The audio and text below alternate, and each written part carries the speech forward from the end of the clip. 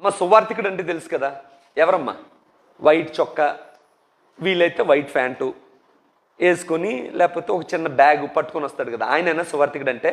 ఇది మనుషులు గుర్తుపట్టినట్లయితే వైట్ చొక్కా వైట్ ప్యాంటు అనేది మనుషులు గుర్తుపట్టినట్లే. మరి దేవుడు ఎలా గుర్తిస్తాడు? దేవుడు గుర్తించేది వైట్ చొక్కా వైట్ ప్యాంట్ వేసిన ప్రతి వాడిని సువార్థికుడని వాడు ఇక్కడ రాసుకోవచ్చేమో, ఇక్కడ బ్యాడ్జ్ తగిలించుకోవచ్చేమో, వాడిని దేవుడు సువార్థికుడిగా గుర్తించడు. మరి ఎవరిని గుర్తిస్తాడు? దేవుడు కొన్ని పనులు అప్పచెప్పాడు, ఆ పనులు ఎవరైతే చేస్తున్నారో వారినే ఏమని పిలుస్తాడు అని అంటే సువార్థికుడిగా గుర్తిస్తాడు.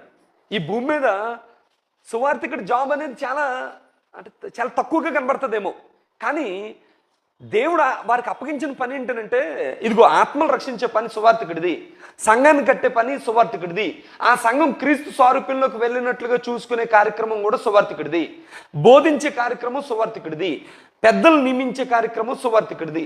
అది